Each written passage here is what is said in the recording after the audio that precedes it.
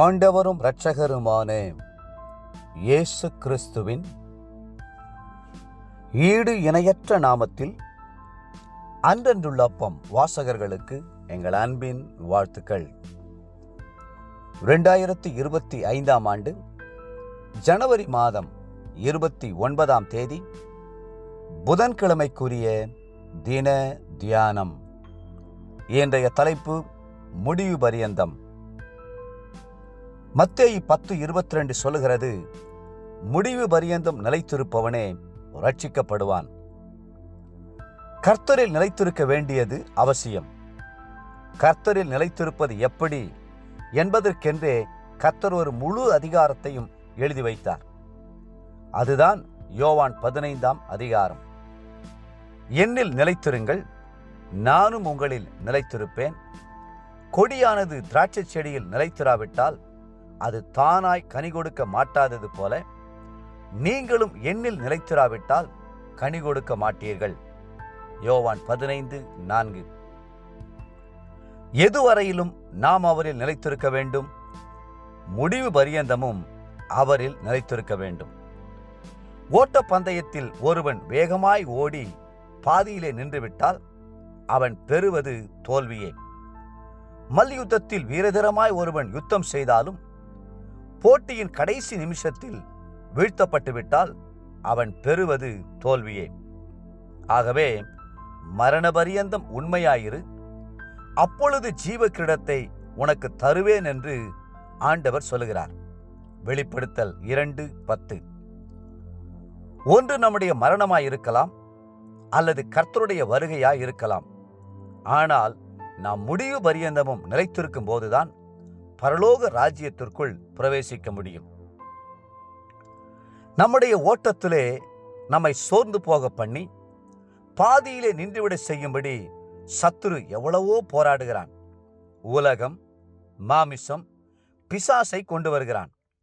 பகைகளையும் வெறுப்புகளையும் சாத்தான் உமிழ்ந்து கொண்டே இருக்கிறான்.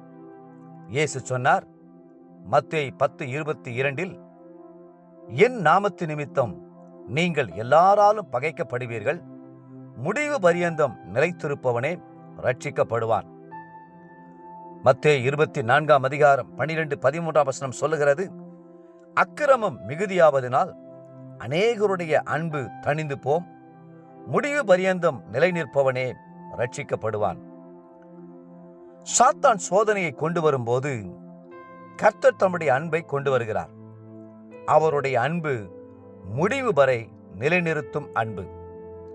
நாம் இவ்வுலகத்தில் இருக்கிற தம்முடையவர்களிடத்தில் அன்பு வைத்தபடியே முடிவு பரியந்தமும் அவர்களிடத்தில் அன்பு வைத்தார். யோவான் 13:1. கிறிஸ்துவிலே நிலைத்திருங்கள், மட்டுமல்ல அவருடைய அன்பிலும் நிலைத்திருங்கள், அவருடைய வார்த்தையிலும் நிலைத்திருங்கள். நீங்கள் என்னிலும் என் வார்த்தைகள் உங்களிலும் நிலைத்திருந்தால் நீங்கள் கேட்டுக்கொள்வது எதுவோ அது உங்களுக்கு செய்யப்படும். யோவான் 15:7. நாம் நிலைத்திருக்க வேண்டிய இன்னொரு காரியமும் உண்டு. அதுதான் தேவனுடைய அபிஷேகம், பரிசுத்த ஆவியானவரின் ஐக்கியம். வேதம் சொல்லுகிறது, 1 யோவான் 2:27, நீங்கள் அவராலே பெற்ற அபிஷேகம் உங்களில் நிலைத்திருக்கிறது, ஒருவரும் உங்களுக்கு போதிக்க வேண்டுவதில்லை. அந்த அபிஷேகம் சகலத்தையும் குறித்து உங்களுக்கு போதிக்கிறது. தேவப்பிள்ளைகளே, எந்த சூழ்நிலையிலும் கர்த்தரை விட்டு விலகாமல் அவரை உறுதியாய் பற்றி கொண்டு முடிவு பரியந்தமும் நிலைத்திருப்பீர்களா? நிச்சயமாகவே ஜீவ கிரீடத்தை பெறுவீர்கள். இன்றைய நினைவிற்கு யோவான் 15:6. ஒருவன் என்னில் நிலைத்திராவிட்டால் வெளியே எரியுண்ட கொடியைப் போல அவன் எரியுண்டு உலர்ந்து போவான். அப்படிப்பட்டவைகளை சேர்த்து அக்கினியிலே போடுகிறார்கள், அவைகள் எரிந்து போம்.